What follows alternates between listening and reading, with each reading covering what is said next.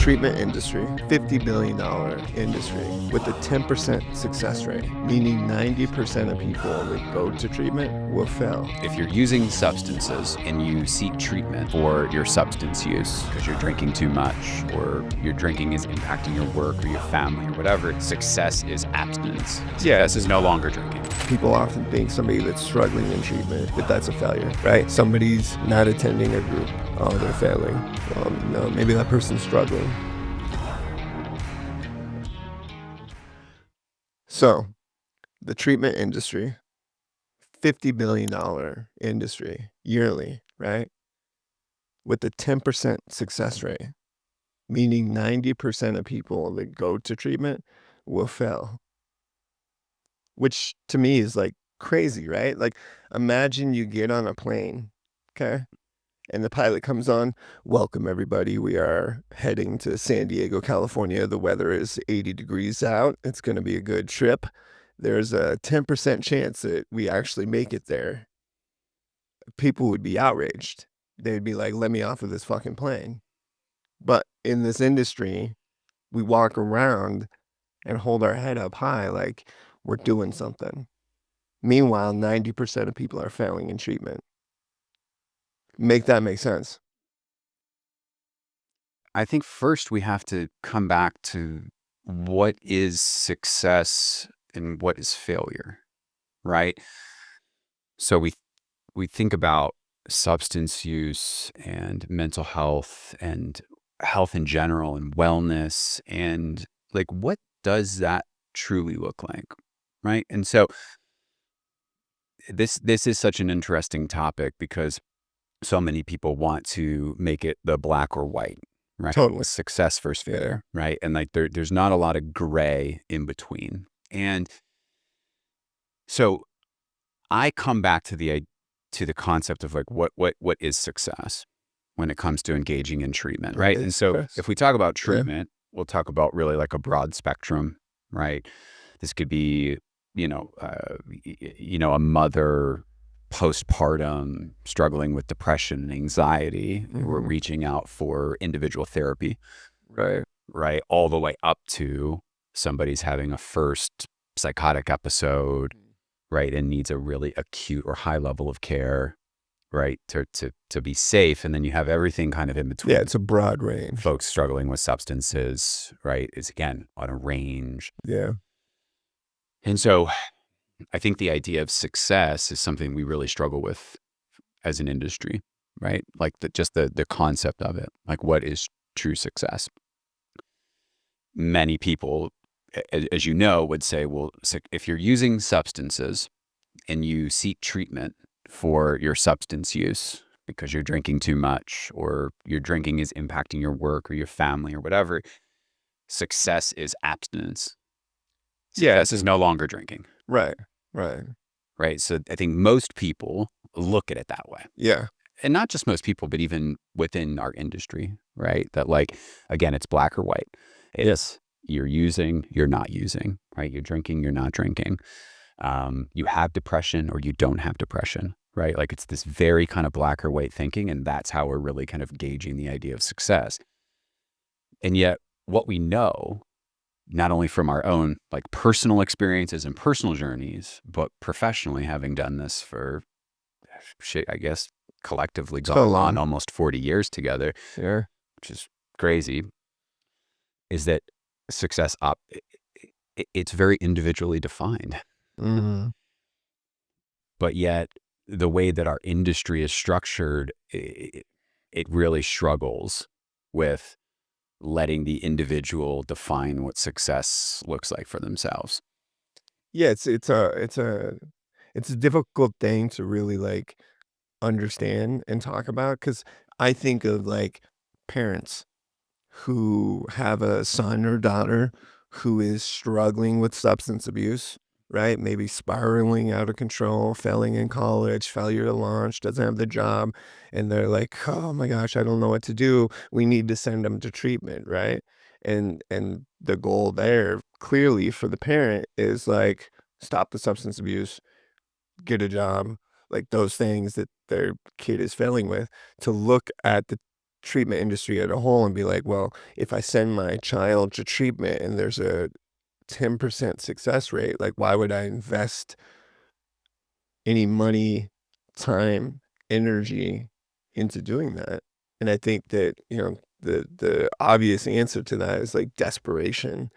But like, Well, you speak to another really interesting topic, and we'll continue to come back to what success is, or really, I think how you and I would define success, whether that's the same or a little different or whatever. But you talk about like we'll use parents, yeah, like you said, who have one goal, right? Which is like we've watched this child. We're both parents yeah, sitting here. yeah, You watch this child come up. You love it more than anything you've ever loved in your life, totally. right? All of a sudden, at some point, they really begin to struggle, and you go, I just want to get that version of them back. But what we know is that like we're constantly evolving, Yeah, right? They're constantly changing. They're constantly growing.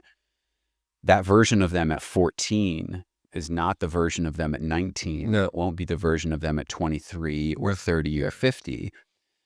And yet there's this like this hold on this idea of I just want them to go back to the way that they were. So to your point, if we can get them help with this thing and we remove the substance, they go back to college, they start being successful, they move on their life, right? And so that's like the goal, right? Or the result that like a parent might be looking for.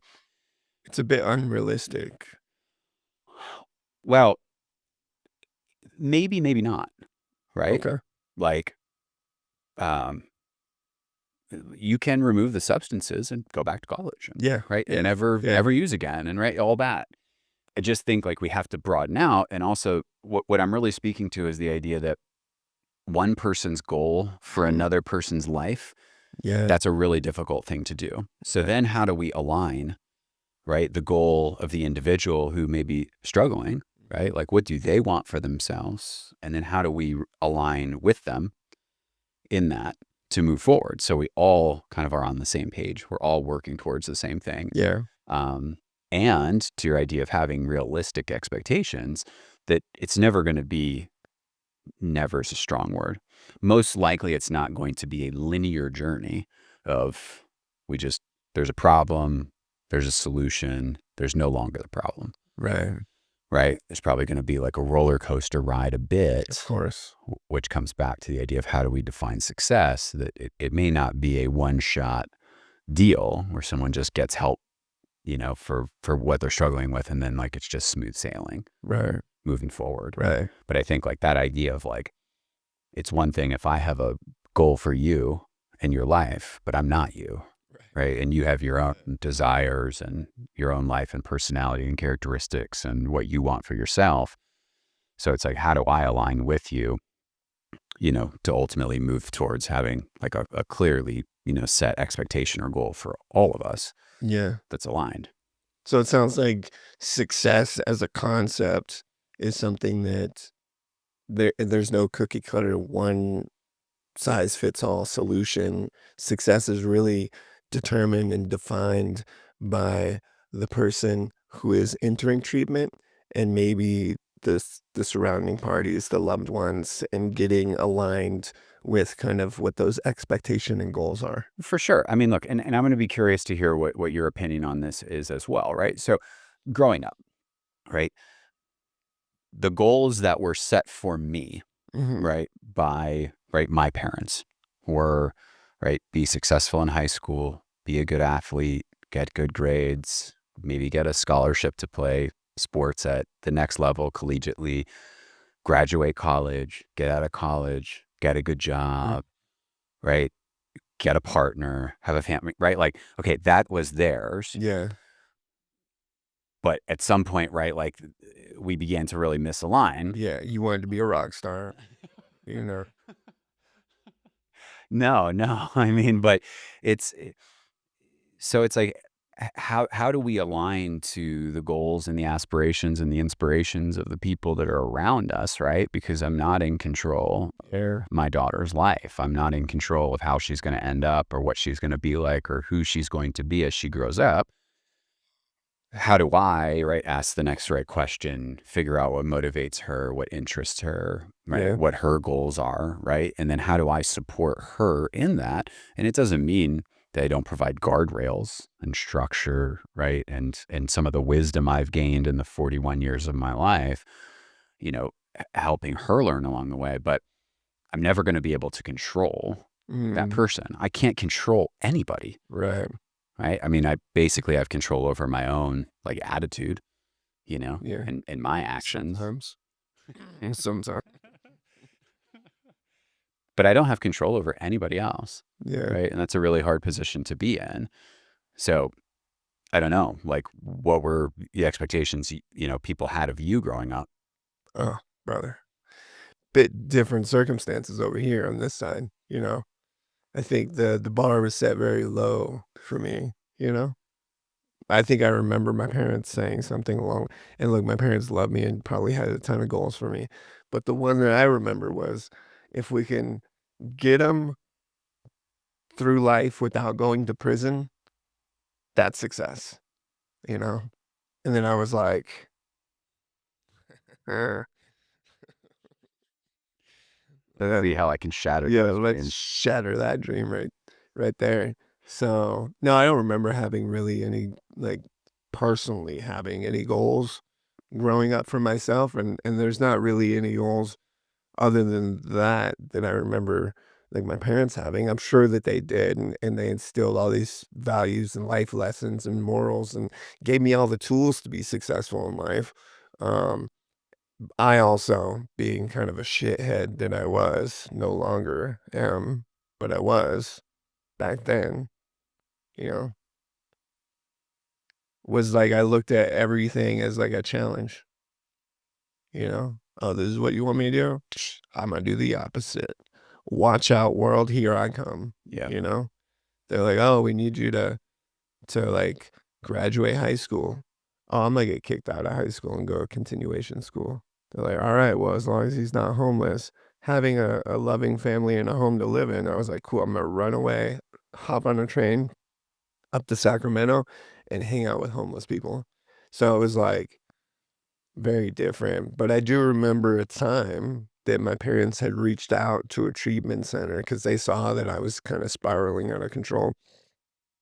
And this is like a whole 'nother topic, but they were so confused by the interaction with this treatment center and, like, left that meeting with more questions and no clear direction of what to do with me, and so then they reached out to another professional in this space, and that professional essentially was like, you gotta wait until they want it," you know? And so my parents were like, not knowing anything, we're like, "Okay, I guess we'll just kinda wait until he wants it," which, like, turned out, you know, um, To not be great advice. to not be great Yeah. advice and ultimately led to, like, a ton more Yeah. heartbreak and damage that didn't need to maybe happen, but it did.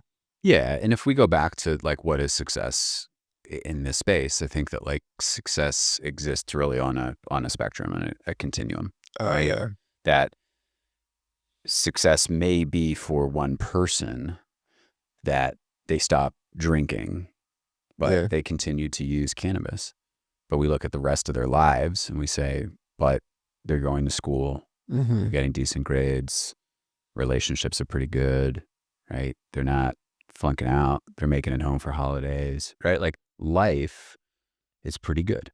Improved, yeah. And so I think that like part of the shift is taking the total focus off of the substance, Mhm. right? Or the mental health challenges or whatever, and focusing on like a broader, like how is this person living?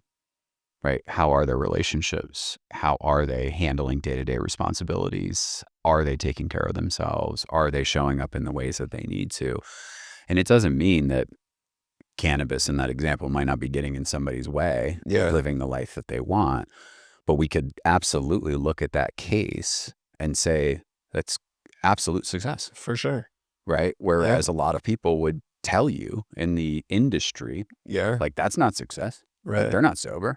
And then they make a bunch of bullshit comments about, oh, they're California sober, oh, they're on marijuana maintenance, all this stuff. And it's like, but the relationship with their spouse is really good and work performance is really good and like they're not behaving the way they used to and all of this without the use of alcohol, like Yeah. that's ultimately success, right? Well, and then, like, what we know in the industry is that drug use is often a symptom of other underlying issues, Yeah. right? And so the treatment of those other underlying issues may resolve the substance use, right? Hopefully.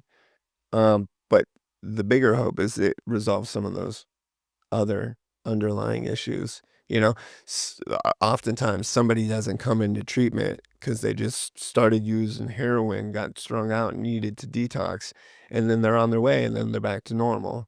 That does happen, you know, specifically with like things like opiates. But oftentimes it's like, no, like there's some underlying depression, there's anxiety, there's childhood trauma, there's attachment issues, there's family dynamic problems, you know, and it's like, hey, yes, this person maybe has returned to use or is maintaining marijuana or something, but look at this, like deep trauma work over the last year consistently shows up to therapy sessions, has made a ton of progress, now is steadily employed. And it's like, okay, like that's success, right? And I think also like on the flip side, question to you is if success is something that we can universally look at and be like, cool, it's on a spectrum, and maybe we need to change how we think about the word success. Well, what about failure, right? Because people automatically assume relapse, failure. Oh, you relapsed? Failure, especially in treatment. Yeah. I mean, and it's not just treatment, it's in a lot of like the recovery supports and mutual aid groups and Yeah, things like that where, you celebrate, you have 30 days sober, you have 9 months sober, you have 2 years sober, right? And so you get chips and you get tokens, right? And all that. And then if you were to return to use at some point, even if it's for a day, right, you come back and you have 0 days. right. Right. And then a lot of people will say things like, you're just a newcomer again and, kind of put the cotton in your mouth, take it out of your ears and put it in your mouth. Basically, Basically, like, don't talk. you don't know shit. Yeah, you don't have anything to say. And it's like, but that's not true, right? Like we No, we we know that like throughout that 2 years of abstinence, for example, like you've learned a ton. Right? totally. Like your life has changed in so many ways. And so a return to use is just a return to use, Right. right? Like that's all that it is. So now let's try to understand like what was going on? Like why did that happen, right? Like I don't it's so interesting when we think about like failure, consequences, all these things like why? Like why in the world would we feel like what we need to do is punish somebody for doing something that is alleviating Mhm. some type of pain, Yeah. right? And that's what like when you said what you did, like that's what I reflect on is that like opiates are incredible at removing pain. It's why Yeah. they were designed, right? 100%. Literally, like they're the Yeah. most effective painkillers that like we're aware of at this Yeah. point, like as a species. They work great. They work wonders for Yeah. physical pain, but they also work wonders for emotional pain Mhm. and everything underneath, Right. right? So like somebody that is struggling with a traumatic event in their past that uses heroin, it's like this warm blanket, as Ian will say. It's like a warm blanket over you that just comforts you, right? And you and I both being former opiate users are very aware Oh, of yeah. the comforting nature of of Oh, of dude. using Yeah. opiates. Yeah. And so just because, to your point, you've begun a process, you've gone through detox, you've done some work, you're engaging in the longer term work. I mean, for someone like yourself, right? Like years of trauma Yeah. don't go away because you work on it for 30 days or 90 days or a year. So say you've been abstinent for 5 years, but you're continuing to do the work, but something really painful comes up. Yeah. You may not have the tools in that moment to deal with it. So there's a return to use that's very temporary because it's the way you know how to cope. Yeah.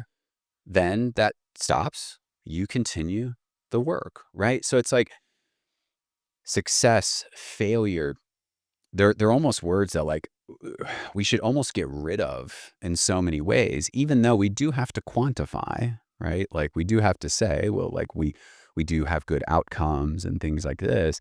We just have to start looking at it on such a longer timeline, Yeah. right? Which is like we have to start looking at this stuff over 5 years and longer. And so like when it's go ahead. But that's like that's a hard thing to sound like a parent, right? Well, of course. You're like, "Hey, look, I know you're worried about your son or daughter in treatment. Don't worry. In the next 5 years, we'll come back and we'll look and see the successes that they've had." Yeah. It's like nobody wants to hear that. No, they want the You know, "I want the quick fix right now. Can you do it or not?" And yeah. it's like, well, if that's what you're looking for, the answer is no, right? Well, it's setting expectations, right? Like it's we're so afraid to call what we do in healthcare sales. Yeah. So what we do is we use this term where when we hire salespeople, we call them business development Ugh. representatives. Yeah. Business development, if you just do a quick Google search or ChatGPT search on what business development is, it's not sales. It's a very different role within a company. Has nothing to do actually with sales.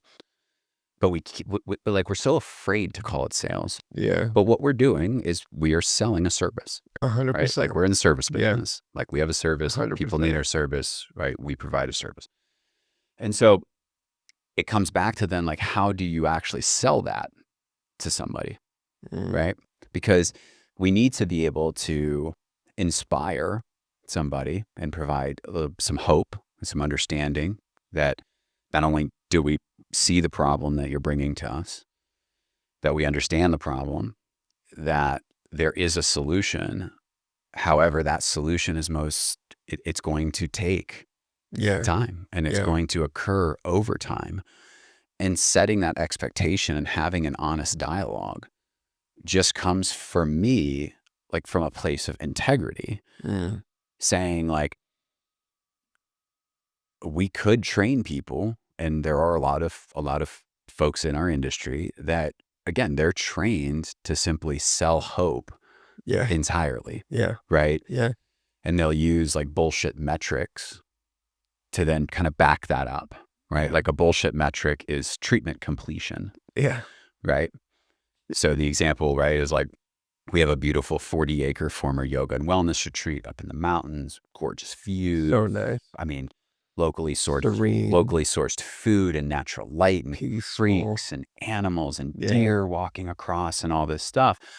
If treatment completion mattered truly, we could say, well, 92% of people complete our program, Yeah. right? And we could use that to sell this to a family, to say, you will be one of the 9 out of 10 that if you send your loved one here, They they'll will complete our complete program. treatment. Yeah. And a family that doesn't know better, like your family, right? Or my family. It right? would be which like, is- sign me up. Correct. Sign me They're up like, to- are you yeah. kidding me? Yeah. Like he's gonna stay there. He's gonna get all the things that you offer. Like, Right. but what happens the minute you come off of that beautiful mountain back down into the world Yeah. and have to deal with, I don't have a job and my relationships are messed up and I still have all this unprocessed drama and I got really messed up relationship with my spouse and maybe my kids are not wanting to talk to me right now and right, No all this support stuff. system, no recovery community, no. Yeah. So Yeah. it comes back to like, when we talk about like sales, I mean, it's like we have to be honest with people. And Yeah. I would just say like, I'd rather somebody not come to us than to give them some bullshit set of expectations. So I think that like it comes back to setting the expectations, like you Integrity. said, that someone may not want to hear that, but I actually think a lot of people do want to hear it because it might be the first time that someone's actually been fucking honest with them about what this process is going to look like. Yeah. So I think when I used to do It's sad. consulting with families, and they'd come to me with somebody that, you know, was diagnosed with schizophrenia and had been hospitalized 10 times in the last 10 months and just this constant cycle in the hospital, out of the hospital, in and out. And I would say we need to start thinking about 18 months. We need to financially plan for 18 months minimum. We need to think about treatment and engagement over 18 months. It doesn't mean in the hospital for 18 months. It just means we need to think about all of these contingencies Yeah. that can happen. And we hope that they go to treatment and they receive they have a good experience and they align and they connect and they progress and they want to. And that would be the best case scenario. Yeah. But ultimately, we want to be able to plan and say they may need a lot more than anybody's actually telling you. And so I think that for me, it just comes back to like, I'm the one who has to sleep at night, knowing how we are selling the service that we provide. And we just have to be honest about it, that like success is it's going to be on a spectrum. We may see progress in these areas. You may not see progress in these areas. And this person that you may want to go back to when they were 12 or 13 years old, that may never be realistic again, right? They're going to be a completely different person. Yeah. And it's about us being able to show up and support them in that journey. But relapse or recurrence of use or whatever, like it's not a failure. They're just they're ongoing data points as to like what's working, what's not working, where does this person need a little bit more support. Like what you said, it's a journey, like a lot of people think like the treatment experience is the 90-day rehab, but it's like we know that that's not the case, right? We can do a lot of heavy lifting in 90 days while somebody's in a treatment facility, but oftentimes like much of the work happens afterwards, and it sometimes takes years, and it makes me think that there's a difference between failure in treatment and struggle in treatment, Mm, you know? Failure in treatment and people often think somebody that's struggling in treatment, that that's a failure, right? Somebody's not attending a group. Oh, they're failing. Well, no, maybe that person's struggling, right? Somebody leaves treatment. This is something that we know very well, right. I know really well. But that's a struggle in treatment, That's not a failure, and ultimately for me, it turned out to be part of that journey to being successful. Well, for sure. It's such a broad like part of the conversation we're now going to go down, which is, so was it successful that I started in outpatient treatment at 15, 16 years old? Then I went to wilderness. Oh, no, sorry. Went to military school, then went to wilderness, then went to military school, then went to a Catholic school, then went to public school, then went to treatment again, then went back to public school, right? Like all of these attempts Yeah. were my family, right? Me not succeeding, right? Me not doing what I need to do, me being kicked out, whatever, right? Then I end up back in treatment at 22. I leave there, right? After, right, I detox and wake up and go like, what the fuck am I doing here? I'm like, I'm gonna go smoke some crack. How did I get here? I don't even like crack, but like that was what was Fargo. available in Yeah. Galveston, Texas. So what you Was can get. crack, so I could get it, right? And then I'm out of treatment again. Yeah. But then at 23, right, I have like a moment of awakening, right? And I embark on like my journey of recovery. And now that's like coming up on 18 years of like continuous Sheesh. recovery, right? Without a recurrence of use, without going back to that. Is that success? Like, were all those attempts, were they successful attempts, like in hindsight, right? Like, I just think like that's an interesting dialogue when you talk about a journey. Hopefully your parents got the punch card. Where? They definitely got a treatment punch card. Yeah, there's no doubt. Yeah. I mean, but it's like, But yeah, I would say success, right? Because look at where you're at now, and I think that, you know, as we look as treatment professionals, we can see that oftentimes, like, our job consists of planting seeds that maybe we as the counselor, I'm not gonna see grow, But my job's not to sometimes see them grow. My job's to plant those seeds and maybe somewhere along a client's journey that'll happen. That crack in the concrete and that rose will grow through. Well, for sure. And so then I think about like, so, okay, so that's my journey. And then you think about like somebody walks in the door here, right? Yeah. And maybe they're only here for a few days, but they feel maybe seen for the first time. They feel some value, right? They're taken care of. Maybe that's their first experience of that. And then they leave, Yeah.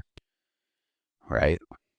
Like if we were going to say, yeah, we would say, well, you know, what could we have done better? Is there anything we could have done better? Right. Right? How could we have shown up more effectively? But that could be, right, that person's, as I described in my journey, them at when I was 16, and maybe it's going to take a few years, right? But maybe then, right, they end up, right, where that was a really like Yeah. impactful experience for them. And I reflect back on all of those different like treatment centers and schools and all that stuff when I was a kid. There's only one that I actually remember, and not just remember like here, but like in my like heart. And it was the one place where I felt like truly loved and cared for unconditionally, just for like being me. It didn't Yeah. matter how messed up I was. It didn't matter how aggressive I was and everything else. The people there just truly loved me. 25 years later, I still have relationships with those people, with the executive director, with my therapist. Like I helped my therapist get a job in the last 5 years. Like the family therapist, I still have a relationship with. Like I'm connected with different folks on LinkedIn and we talk here and there, right? Like Yeah. that wasn't for any reason. And that was at 16 years old. Now my life didn't change until I was 23 in that way. But apparently there was something so impactful about that experience 7 years before that as I got, you know, as my life began to change, right, I wanted to reconnect with those people because I felt so cared for and connected to those people 7 years prior, right? So then back to that example of somebody who's only here for a week, right? Like what's the impact of that? I don't know. It's really hard to quantify Yeah. if that's going to be a moment in time where they go, oh, like treatment's not all bad, right? So, I mean, that's where I think like we talk about the unrealistic expectations, right? Is like helping loved ones in particular, and not just loved ones, but individuals who are seeking help to be able to frame hope and hold that, but also hold expectations over here and say, we want to give you hope, but we also have to really like be honest with you that this is not most likely going to be like a straight shot journey, like using substances, then not using substances. And then life is just like magical and wonderful. Right. So I think like setting those, that like health and well-being is a process, man. Yeah. I'm still working on shit. It's a lifelong I'm process. still working on shit at 41, almost 18 years sober. 41. Damn. Proud of it. That are problems I've carried with me for 38, 39, 40 years, right? Yeah.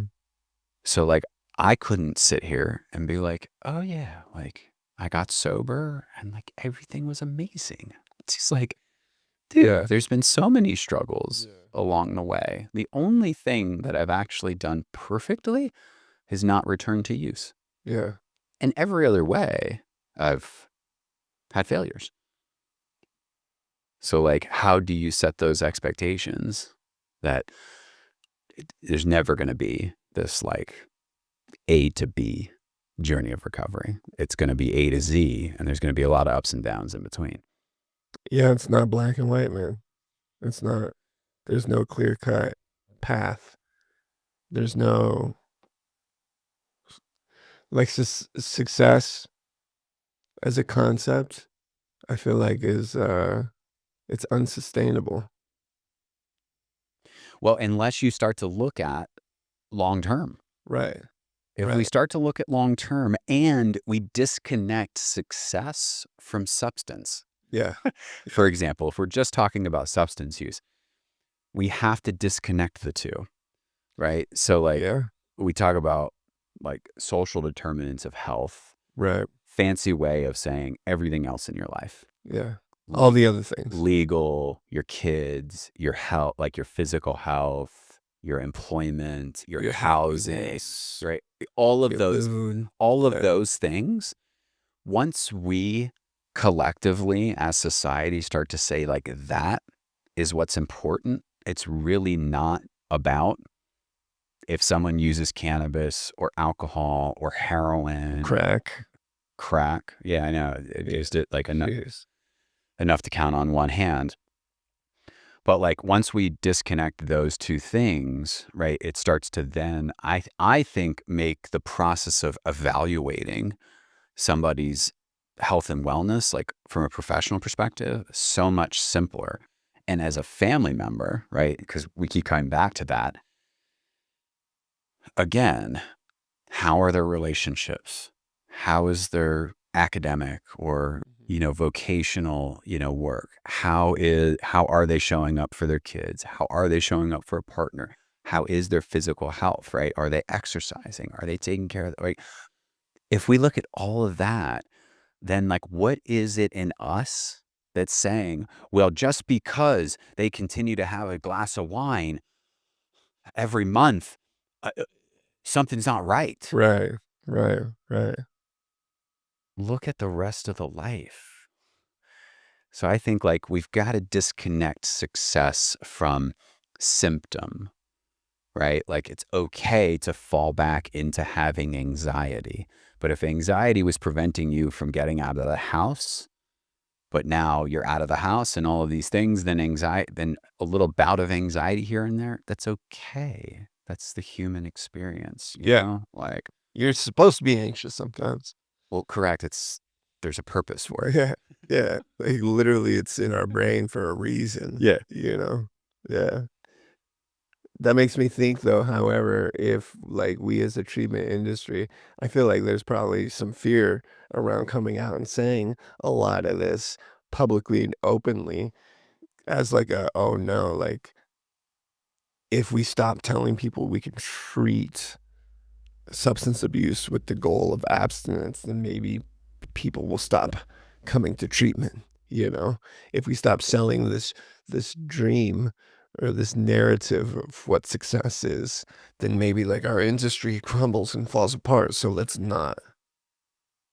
Let's keep, you know, saying the same things that we've said the last 30 years, giving people the false hope. Oh, like your son's using, we can help that.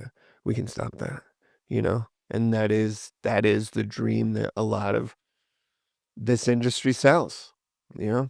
What do you want? We can do that, you know? And if we say, well, hold on, like, let's talk about this more. Maybe we can do that. Maybe we can't do that, but we're going to try to do these things.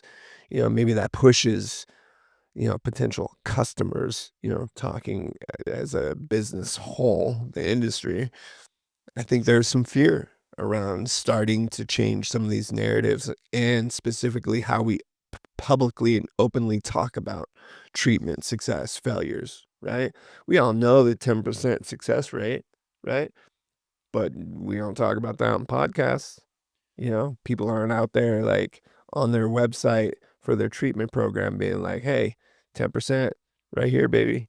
It's not like it's like a quiet thing that we all know.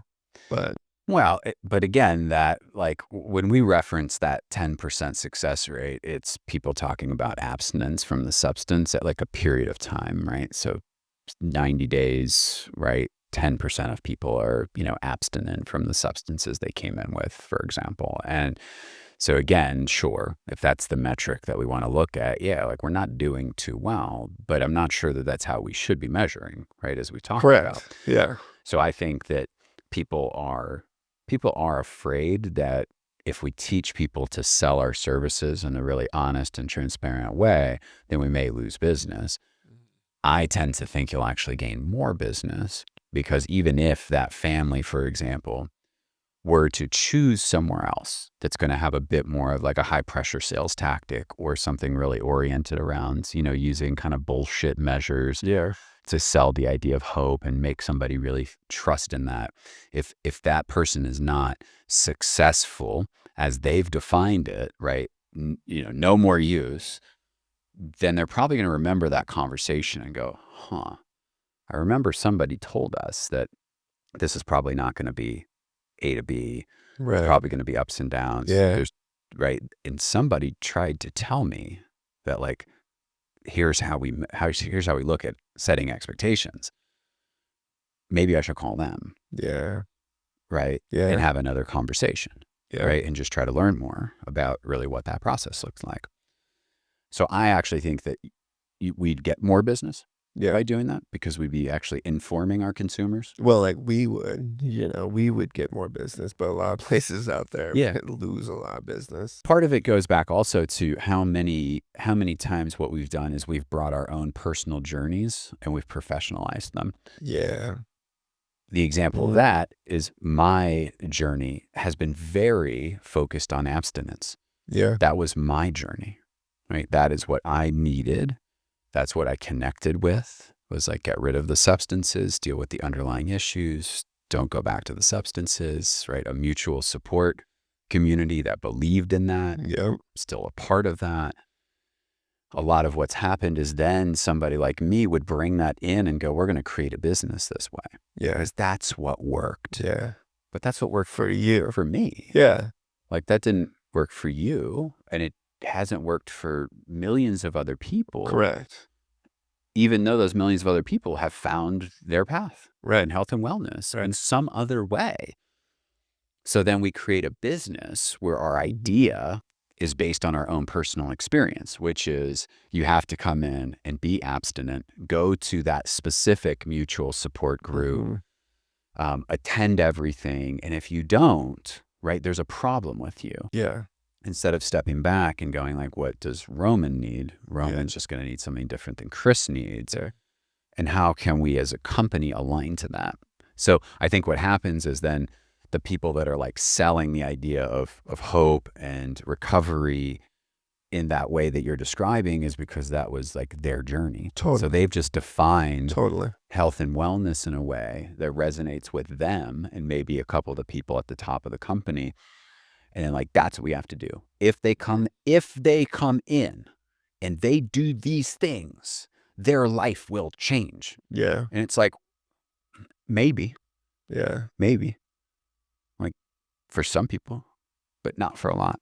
So how can we open the door, right, to again, redefining success, helping separate that from substance use or not using substance, or having mental health symptoms or not having mental health symptoms, and start to like broaden out that everybody's journey is so unique and so different that even if you and I came in 23 years old, former athletes, intelligent, using the exact same substance, exact same amount, exact same anxiety, exact same, right? Like all of the things, we would still have such different journeys.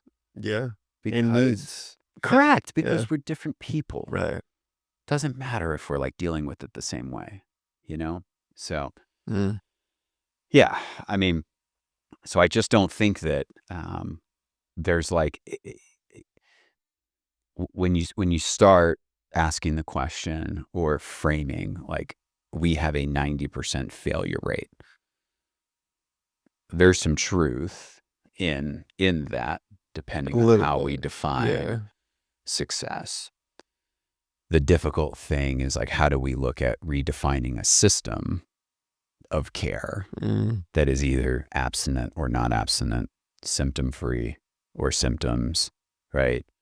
And helping people to like understand that treatment doesn't like universally fail or succeed. It's really about like, what does that person need? And then helping their loved ones to really align to like really clear, good expectations. This might take 30 days.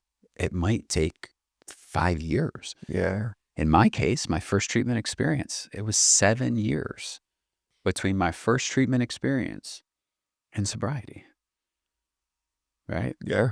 And then 18 years later, I'm still dealing with a lot of the underlying bullshit, which was the reason why I used opiates in the first Well, place. they do say some are sicker than others. So, you know, what I'm hearing you say though is that we don't necessarily have like a treatment problem, but more of a perspective Hmm. problem. You know, and maybe when you catch that flight to San Diego, the pilot comes on and says, heading to San Diego, 80 degrees. We got a 2-hour flight. We are gonna get there eventually. Maybe it's gonna be a journey. There'll be some turbulence along the way, some ups and downs. We'll make it there. Maybe not in 2 hours. It might take 7 hours. It may take a whole year, but we're gonna get there eventually, somehow, some way. I like the idea of turbulence. I think it's a really like simple way to look at so much of what the journey really is, you know? Yeah, yeah, So I mean, it's the misunderstanding, right? In so many ways and what we have continued to sell to people and to bring our own journeys. And some of the difficulty in that is if someone comes and says, well, how did you do it? Like I would answer the question honestly, mm-hmm. which is like literally my family fully disconnected. My mom got comfortable, not comfortable, but how she could survive every day was realizing that the next call would be me with a 25 to life sentence or that I was in the morgue, right?